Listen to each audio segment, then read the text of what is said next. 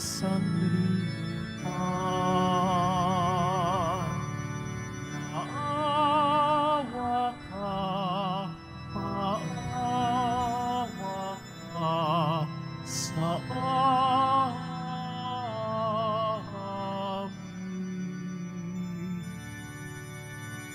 Ikaw na nag-aalis ng mga kasalanan ng sanlibutan. Tanggapin mo ang aming kahilingan. Tanggapin mo ang aming kahilingan. Ikaw na nalululong sa kanan ng Ama, maawa ka sa amin. Sapagkat ikaw lamang ang banal at ang kalaasan,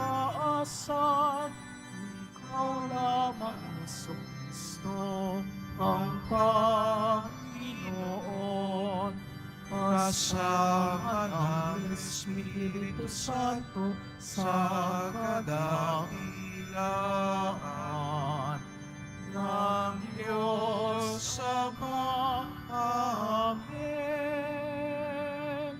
Ng Diyos Ama. Amen. Papuri sa Diyos, papuri sa Diyos, papuri sa Diyos sa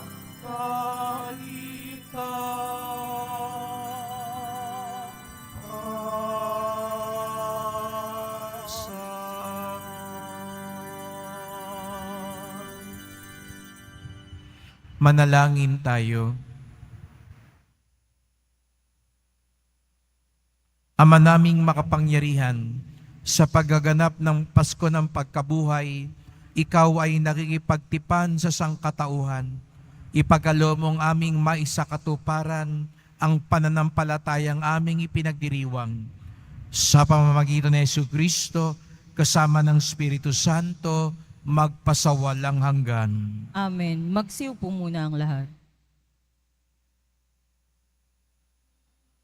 Pagbasa mula sa mga gawa ng mga apostol. Noong mga araw na iyon, nagsasalita pa sina Pedro at Juan tungkol sa kanilang pinagaling nang dumating ang mga saserdote, ang kapitan ng mga bantay sa templo at ang mga Saduceo. Galit na galit sila sa dalawang apostol sapagkat ipinapahayag nila sa mga tao na si Jesus ay muling nabuhay at ito ang katunayan na muling mabubuhay ang mga patay. Kaya't dinakip nila ang dalawa, ngunit ikinulong muna hanggang kinabukasan sapagkat gabi na iyon.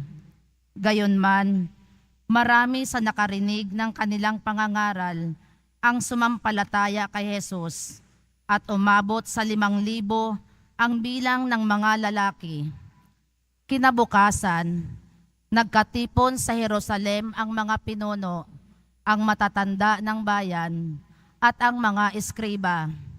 Kasama nila si Anas na pinakapunong saserdote, si Caifás, si Juan, si Alejandro at ang buong angkan na pinakapunong saserdote.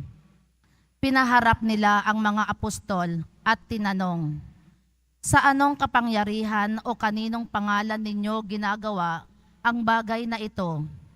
Sumagot si Pedro, na puspos ng Espiritu Santo, "Mga pinuno at matatanda ng bayan, kung sinisiyasat ninyo kami ngayon tungkol sa kabutihang ginawa namin sa lumpong ito at kung paano siya gumaling, talastasin ninyong lahat at ng buong Israel na ang taong ito'y nakatindig sa inyong harapan at lubusang gumaling dahil sa kapangyarihan ng pangalan ni Hesukristong taga Nazaret.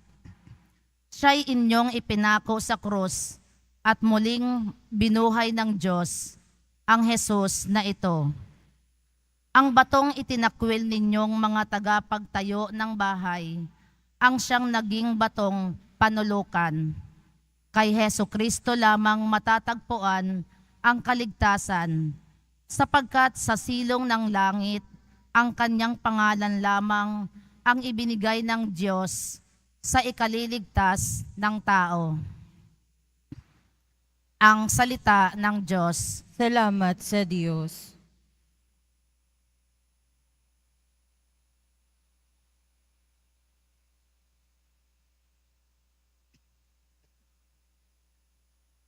Batong dating tinanggihay, siya pang naging saligan. Batong dating tinanggihay, siya pang naging saligan. O pasalamatan ang Panginoong Diyos pagkat siya'y mabuti.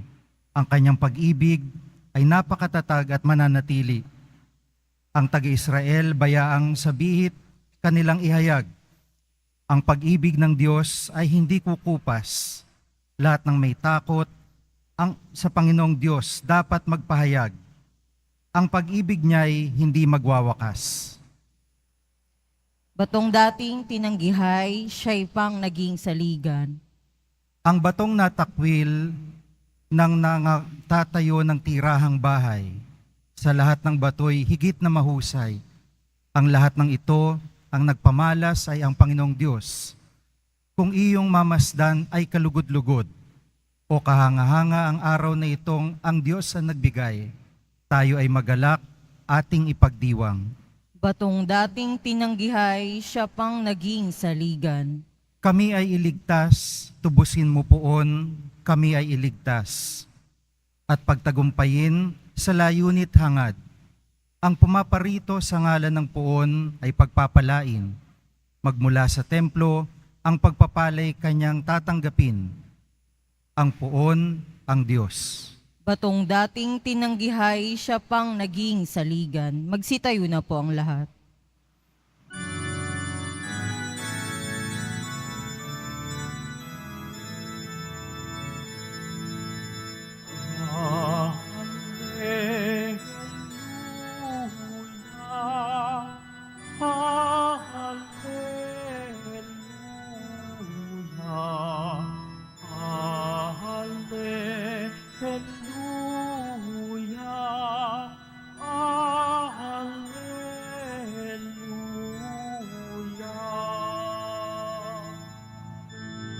Araw ngayong gawa ng Diyos, magdiwang tayo ng lubos, purihin ang manunubos. Alleluia, Alleluia.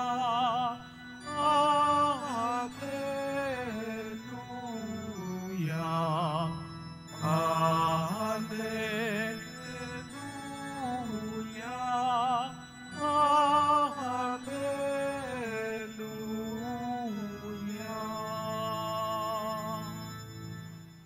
Sumainyo ang Panginoon.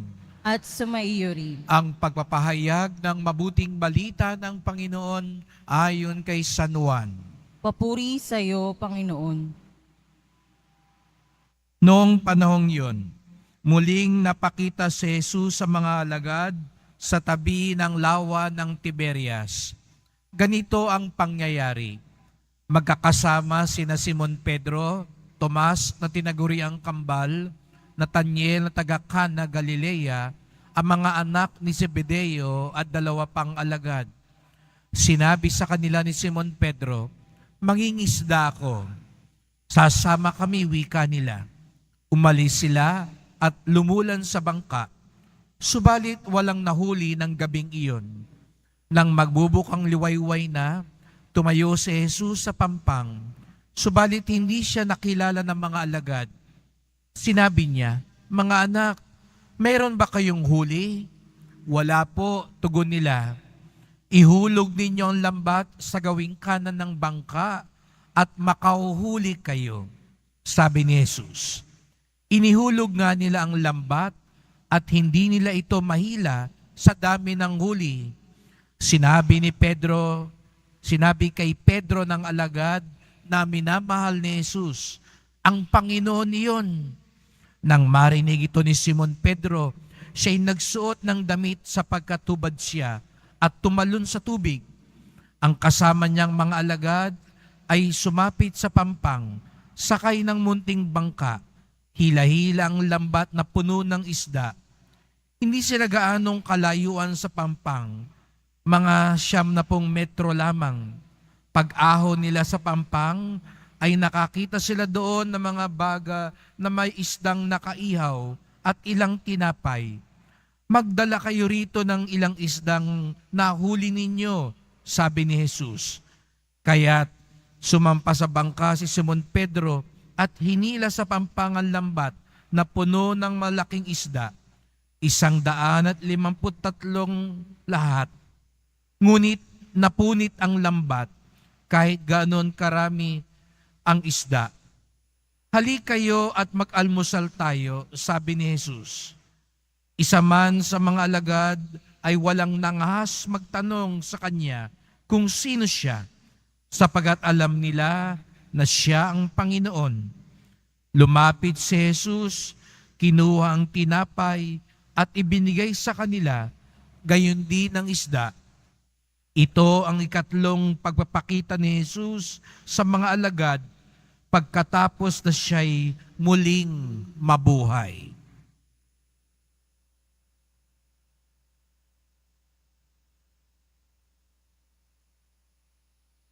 Mga kapatid, ang mabuting balita ng ating kaligtasan.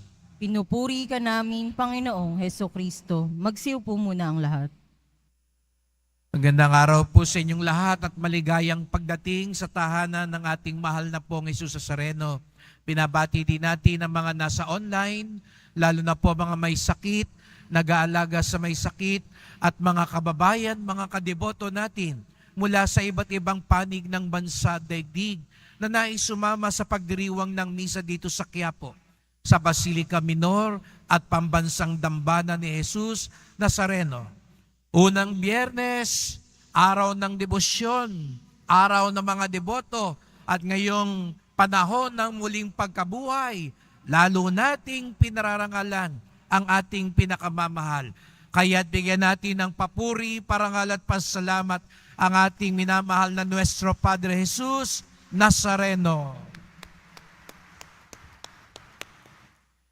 Tayo po ay nasa oktaba, 8 araw na pagdiriwang ng muling pagkabuhay. Sinimulan natin yan nung linggo, ngunit hindi kasyang isang araw para ipagdiwang ang muling pagkabuhay. Kaya nga't itong 8 araw, patuloy nating ipinagdiriwang sapagkat napakahalaga po ng muling pagkabuhay. Kung hindi muling nabuhay si Jesus, anong ginagawa natin dito? Ba tayo aga-aga nandito tayong lahat nagsisiksikan? Kung di muling nabuhay si Jesus, huwag na tayo magpakabait. Gawin na lang natin yung gusto natin, katulad ng ginagawa ng ibang tao. Kung hindi muling nabuhay si Jesus, huwag na tayong magbagong buhay. Huwag na tayong magsisi. Magpakayaman na lang tayo, mandaya na lang tayo. Pero dahil muling nabuhay si Jesus, may saysay ang lahat ng ating ginagawa. Kahit may krus, kahit may pagsubok, kahit mahirap ang buhay, magtsatsaga tayo, aasa tayo, magsusumikap tayo. Bakit? Dahil muling nabuhay si Jesus. Kaya sabihin nga natin, salamat sa Diyos. At iparinig natin kung buhay na buhay din tayo, katulad ng muling nabuhay na Panginoon, mas malakas na palakpak ang ialay natin sa Kanya.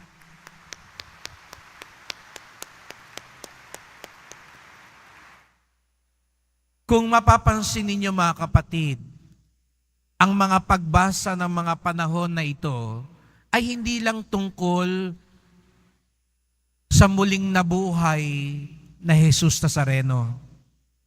Ang mga unang pagbasa, kung susundan ninyo at sana sundan ninyo ngayong panahon ng muling pagkabuhay, ito rin ang kwento ng unang simbahan.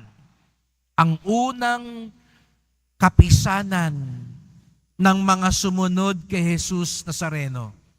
At dito makita nyo ang pagkakaiba sa mga alagad ni Jesus Nazareno.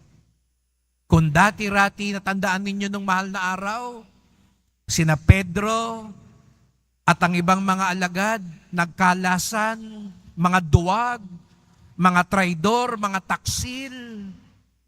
Ngayon, ibang-iba na yung mga alagad. Sapagkat ang muling pagkabuhay ni Jesus ay nagbunga din sa pagbabagong buhay ng mga alagad. Sana makita niyo po yun.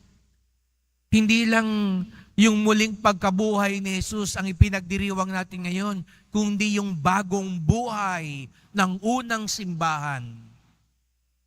Ibang-iba na sila mula nang muling nabuhay si Jesus Nazareno. Narinig natin sa unang pagbasa, si Pedro. Natatandaan ninyo, nung si Pedro ay nasa bahay ni Caiphas, nung nililitis si Jesus, hindi ba nilapitan siya nung katulong ng punong pari? 3 beses siyang nilapitan ng mga tauhan ng punong pari. Di ba napapanood natin noon si Pedro, takot, nagkukubli. At hindi pa nga kawal yung nagtanong sa kanya, yung dalagita lang. Laking tanggi niya. Hindi ko kilala yan. Hindi ko kaano-ano yan. Wala akong kinalaman dyan. Saka tumilaok yung tandang. Pero ngayon, napansin ninyo, si Pedro, kaharap niya mismo si Caiphas. Kayo, mga kapatid, naalala ko, meron po kong ina-counseling noon na kailangan niyang pumunta sa hearing. At siya po ay magulang ng isang anak na pinaslang. At nakita niya nung pinaslang yung anak niya. At doon sa hearing, haharapin niya yung pumaslang sa anak niya. Kaya't hindi siya makapasok doon sa silid na yun. Nanginginig siya. Takot na takot siya. Sapagkat sabi niya, Father, ayoko nang makita yung pumatay sa anak ko. Natatakot ako, nagagalit ako, nanglulumo ako. Pero ngayon nakita niyo si Pedro, haharapin niya. Huwag natin ihiwalay ang kwentong ito sa kwento ni Jesus. Haharapin niya. Matapos lamang ng ilang araw, yung mga pumaslang kay Jesus Nazareno. Kung dati-rati, takot na takot sila doon sa mga saserdote, doon sa mga otoridad na nagpapatay kay Jesus Nazareno. Ngayon, harap-harapan niyang hinaharap sila. Nakita niyo yung pagbabagong yun? Kung dati siguro ay maihi-ihi na sila at nanginginig sila sa takot. Ngayon, alam nila, pwede silang ipapatay din ni Caiphas. Alam nila kung papaano yung ginawa kay Jesus Nazareno, pwede rin gawin sa kanila. Pero hindi sila natakot sapagkat ang muling pagkabuhay ni Jesus ay nagbunga din ng bagong buhay sa kanyang mga alagad. Kaya mga kapatid, ang tunay na deboto ni Jesus Nazareno, nagbabagong buhay. Hindi pwedeng gaya lang ng dati. Hindi pwedeng katulad lang, walang nagbago. Baka naman natapos na ang mahal na araw, balik na sa dati. Nung mahal na araw, para tayong mga anghel, kababait. Nung mahal na araw, dahil maraming prosesyon, para tayong mga santo. Hindi muna ako magmumura, mahal na araw eh. Hindi na muna ako iinom. Hindi ko muna kikitain yung number 2 ko, mahal na araw eh. Hindi na muna ako magsusugal, mahal na araw eh. Kaya ngayon, tapos na ang mahal na araw, dating gawin na uli. Hindi na deboto, debote na uli. Ganun ba ang tunay na deboto? Hindi na muna ako magnanakaw, tapos na, nangilin na ako, balik na uli, magnanakaw na uli ako. Ang tunay na deboto, mga kapatid, nagbabagong buhay. Dahil doon, masusukat kung papaano ang muling pagkabuhay ni Jesus Nazareno ay nanahan din sa atin. Bakit ganun ang pagbabago kay Pedro at sa mga alagad?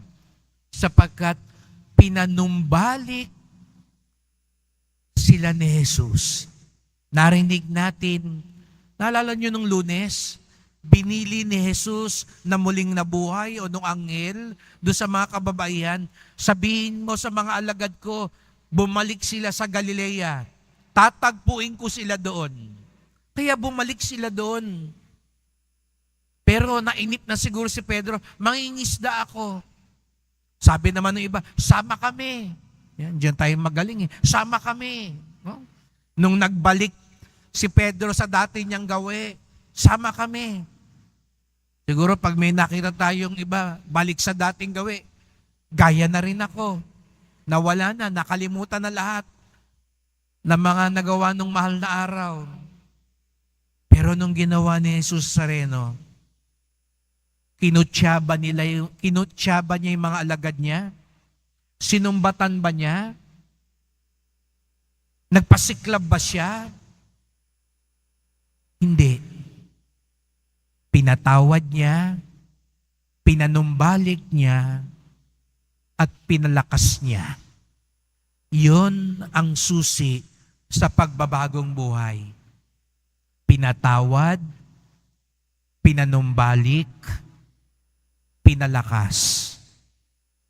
Sabi ko kahapon, hindi niyo ba napansin, hindi nagpakita si Jesus na muling nabuhay kay Pilato? Hindi ba mas mabisa yun kung nagpakita siya kay Caiphas? Doon sa mga taong nagpapatay sa kanya? Doon sa mga taong pinagtulungan siya?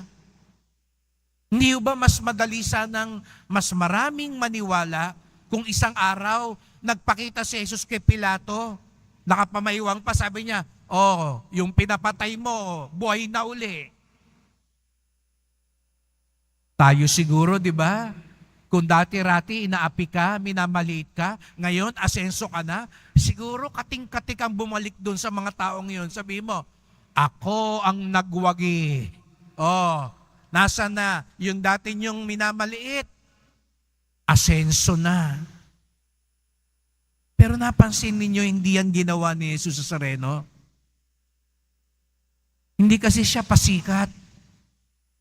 Hindi siya pasiklab. At higit sa lahat, ayaw niyang maniniwala lang ang tao sa kanya dahil natakot. Dahil nakita lang ng pasiklab. Ang gusto ni Jesus Nazareno, kung naniniwala tayo sa kanya, dahil tunay tayong nagmamahal, tunay tayong nagsisisi, tunay tayong nagbabagong buhay.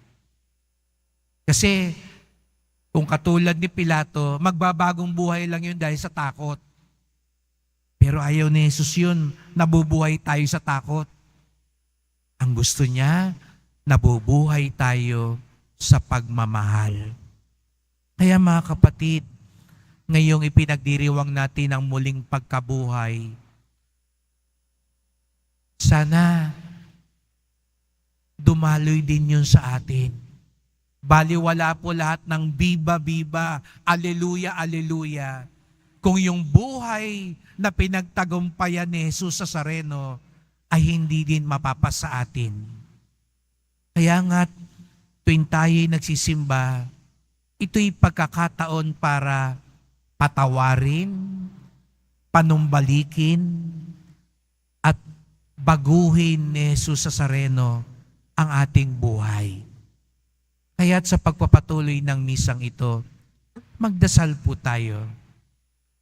Mahal na pong Jesus Nazareno, salamat po at muli kayong nabuhay upang patunayan ang kapangyarihan ng pag-ibig at awa ng Diyos.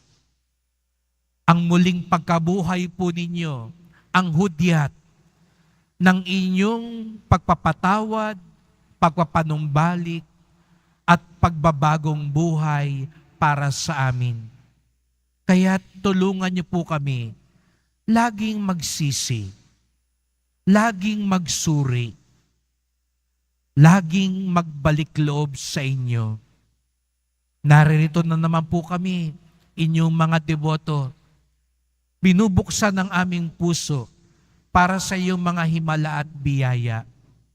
Ngunit sana, buksan din namin ang aming puso para sa tunay na pagbabagong buhay, sapagkat ito ang maghahatid sa amin sa kaligtasan at buhay na walang hanggan. Mahal na pong Jesus Nazareno, muli kang nabuhay. Kawaan niyo po kami, basbasan niyo po kami. Aleluya, amen, aleluya, amen. Magsitayo na po ang lahat.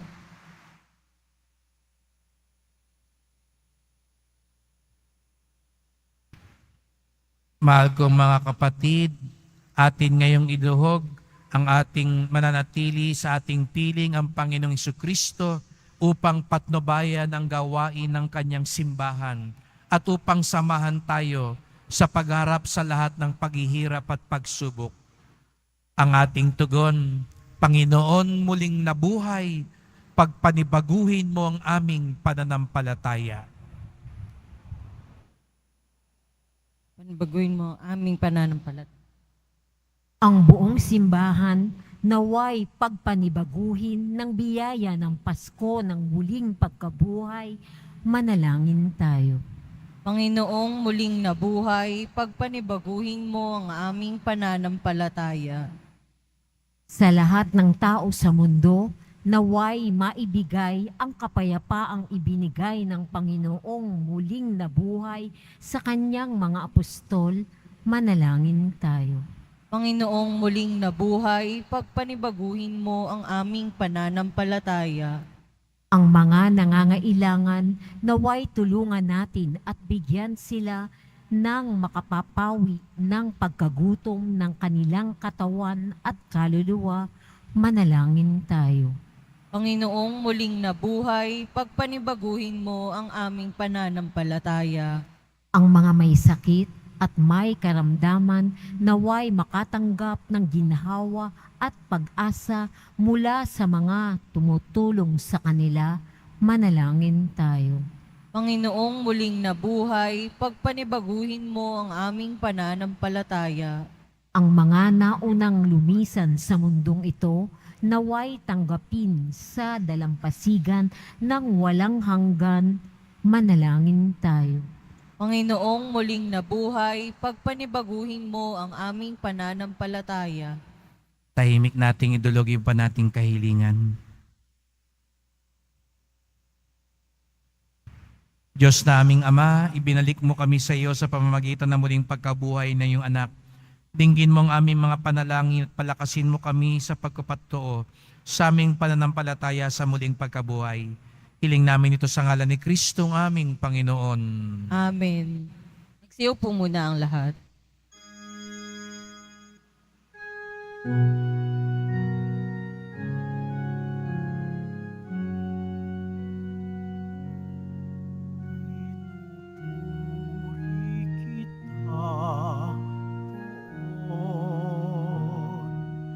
sapagkat ako'y ililigtas. Mga kaaway di makuhang matuwa mula sa libingan.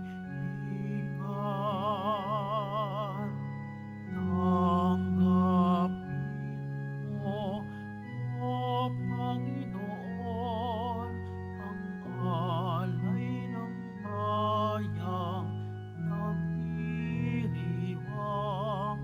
Puhunan mong bigay ang alak at tinapay, handog ng pagkabuhay. Magsitayo na po ang lahat. Manalangin kayo mga kapatid upang ating paghahain maging kalugod-lugod sa Diyos amang makapangyarihan. Tanggapin nawa ng Panginoon itong paghahain sa iyong mga kamay, sa kapurihan niya at karangalan, sa ating kapakinabangan at sa buong sambayanan niyang banal. Ama naming lumikha, lubusin mo ang ginaganap na pagpapalitan ng mga kaloob mo at ng aming mga alay, upang ang aming mga kinahihiligang bagay ay mapalitan ng pagnanais sa iyong mga bigay. Sa pamamagitan ni Jesucristo, kasama ng Espiritu Santo, magpasawalang hanggan. Amen. Sumainyo ang Panginoon. At sumaiyo rin. Itaas sa Diyos ang inyong puso at diwa. Tinaas na namin sa Panginoon. Pasalamatan natin ang Panginoong ating Diyos. Marapat na siya ay pasalamatan. Ama naming makapangyarihan, tunay ngang marapat na ikaw ay aming pasalamatan. Lalo ngayong pinagdiriwang ang paghahain ng Mesiyas, ang maamong tupa na tumubos sa aming lahat. Ang iyong anak na minamahal ay naghain ng sarili niyang buhay. Siya ang tupang maamong umako sa kaparusahan upang mapatawad ang kasalanan ng sanlibutan. Sa pagkamatay niya sa banal na krus, ang kamatayan namin ay kanyang nalupig. Sa pagkabuhay niya bilang manunubos, pag-asa at pagkabuhay ay aming nakamit. Kaya kaisa ng mga anghel, nagsisiawit ng papuri sa iyo, nang walang humpay sa kalangitan, kami nagbubunyi sa iyong kadakilaan.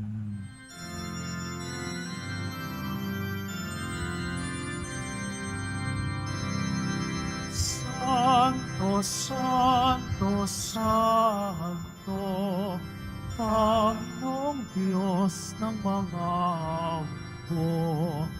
Napupuno ang langit at lupa ng kadakilaan mo. Hosana, Hosana sa kaitaasan. Hosana, Hosana sa kaitaasan. Pinagpala ang naparito sa ngalan Panginoon. Hosana, Hosana sa kaitaasan. Hosana, Hosana sa kaitaasan. Magsiluhod po ang lahat.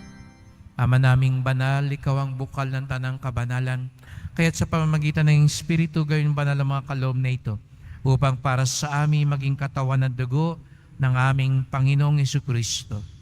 Bago niya pinagtiis ang kusang loob na maging handog, hinawakan niya ang tinapay, pinasalamatan kanya, pinaghati-hati niya yun.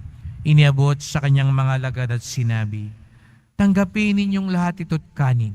Ito ang aking katawan na ihahandog para sa inyo."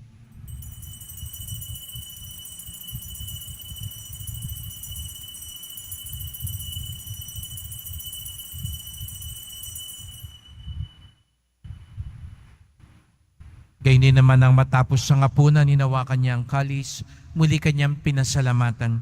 Iniabot niya ang kalis sa kanyang mga lagad at sinabi, "Tanggapin ninyong lahat ito't inumin.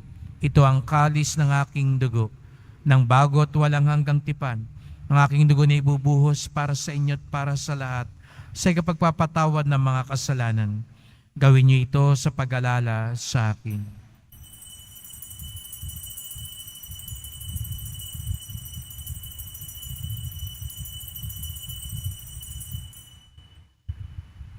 Sitayo na po ang lahat. Ipagbunyi natin ang misteryo ng pananampalataya. Si Kristo'y namatay, si Kristo'y nabuhay, si Kristo'y babalik sa wakas ng panahon. Ama, ginagawa namin ngayon ang pag-alala sa pagkamatay at muling pagkabuhay ng iyong anak. Kaya tinalay namin sa iyo ang tinapay nagbibigay buhay at ang kalis na nagkakaloob ng kaligtasan. Kami nagpapasalamat dahil kami yung minarapan at tumayo sa harap mo para maglingkod sa iyo. Isinasamo namin kaming magsalo-salo sa katawan at dugo ni Kristo'y mabuklod sa pagkakaisa sa pamamagitan ng Espiritu Santo. Ama, lingapin mo yung simbahang laganap sa buong daigdig. Puspusin mo kami sa pag-ibig kaisa ni Francisco naming Papa, ni Jose naming Obispo at ng Tanang Kaparian. Alalahanin mo rin ang mga kapatid naming nahimlay na may pag-asang sila'y muling mabubuhay. Gayon din ang lahat ng mga pumanaw. Kawan mo sila at patuloyin sa iyong kaliwanagan. Kawan mo pagindapating kaming lahat na makasalo sa iyong buhay na walang wakas. Kaisa ng mahal na Birheng Maria, Ina ng Diyos, ng kabiyak niyang pusong si San Jose, ng mga apostol ni San Juan Bautista at lahat ng mga banal na namuhay dito sa daigdig ng kadugod-dugod sa iyo. Maipagdiwang nawa namin ang pagpupuri sa ikararangal mo sa pamamagitan ng iyong anak, naming Panginoong Jesucristo.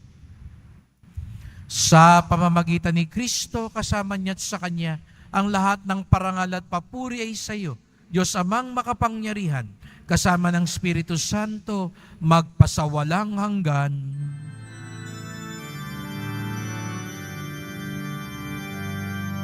Amen, amen, amen. Amen, amen. Amen, amen. Buong galang tayong tumawag sa ating Ama sa langit. Ama namin, Sumasalangit ka, sambahin ang ngalan mo, mapasa amin ang kaharian mo, sundin ang loob mo dito sa lupa para nang sa langit. Bigyan mo kami ngayon ng aming kakanin sa araw-araw at patawarin mo kami sa aming mga sala para nang pagpapatawad namin sa nagkakasala sa amin.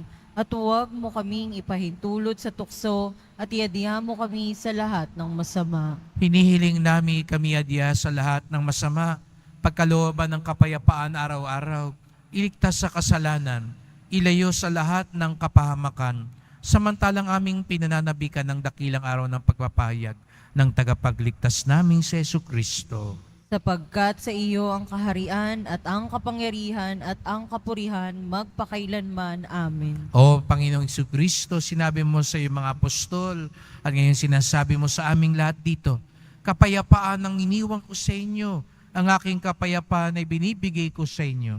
Tunghayan niyo pong aming pananampalataya, huwag pong aming mga kasalanan.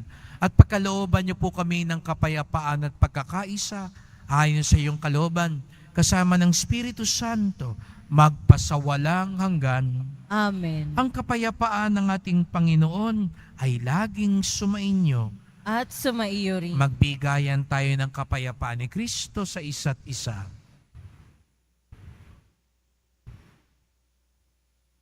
Kordero ng Diyos na nag-aalis sa mga kasalanan ng sanlibutan, maawa ka sa amin. Kordero ng Diyos na nag-aalis sa mga kasalanan ng sanlibutan, maawa ka sa amin. Kordero ng Diyos na nag-aalis sa mga kasalanan ng sanlibutan, ipagkaloob mo sa amin ang kapayapaan, magsiluhod po ang lahat.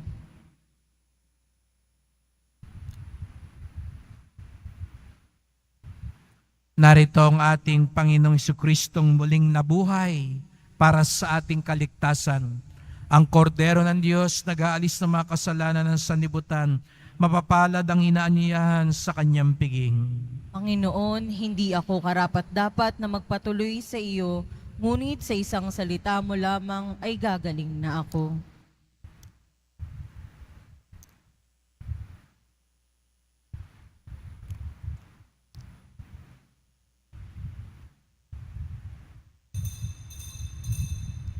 Para sa lahat ng tatanggap ng banal na komunyon, Sasagot po tayo ng amen pagkasabi ng pari o ng lay minister ng katawan ni Kristo at isubo agad sa bibig bago umalis sa harapan ng pari o lay minister. Sumunod po tayo.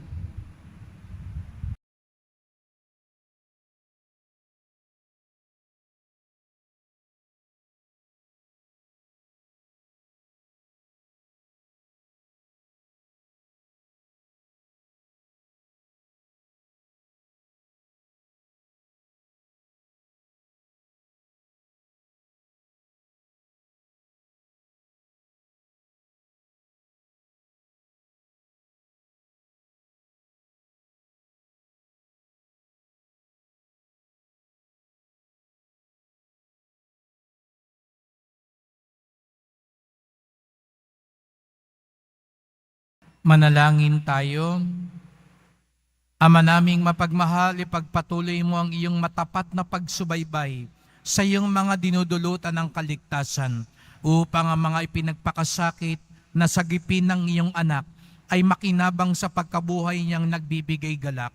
Sa pamamagitan ni Jesucristo, kasama ng Espiritu Santo, magpasawalang hanggan. Amen. Salamat po sa inyong pagpunta dito sa Quiapo. Ingat po kayo sa pag-uwi. Salamat po sa mga naglingkod sa misa at sa inyong tulong sa simbahan. Mga pamisa, love offerings, online donations para po sa patuloy na pagpapagawa at pag-ayos ng ating simbahan, lalo na pong Adoration Chapel at ang baptistry natin. Sana po marami pa mga deboto ang tumulong. At salamat din po sa inyong mga padalang bigas, delata, noodles at iba pang pang-ayuda. Nung Lunes po, yung malaking sunog po sa may munting lupa, tayo rin po'y nagpadala ng tulong sapagat ang debosyon natin sa Poong Nazareno ay nagtuturo sa atin magmalasakit sa ating kapwa. Ang bunga ng muling pagkabuhay ni Jesus Nazareno ay ang pagpapanibago ng ating buhay. Tayo ay pinatawad, pinanumbalik, at pinagbago sa kapangyarihan ng muling nabuhay na Panginoon. Buksan natin ang ating puso sa Kanya. Sumainyo ang Panginoon. At sumaiyo rin. Mahal na pong Jesus Nazareno, inihayag mo sa pamamagitan ng krus ang walang maliw na pag-ibig ng Diyos sa sangkatauhan. Pakinggan mo ang kahilingan ng iyong angkan na nagsusumamo sa iyo. Makamtanawa nilang iyong katugunan at tanggapin ng kasagutan ng mayutang na loob na tinatanaw. Basbasan din po ninyo ang dala nilang mga imahen at dasalan. Sa pamamagitan ng bendisyon na ito, naway maalala nila mga pangako sa binyag na ikaw ang kanilang ibigin at paglingkuran bilang Panginoon, magpasawalang hanggan. Amen. At pagpalain kayong lahat ng makapangyarihang Diyos, Ama at Anak at Espiritu Santo.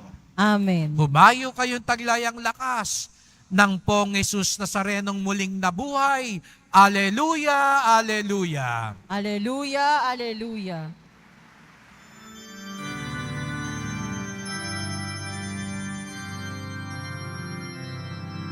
So Padre Jesus Nazareno, sinasamba ka namin.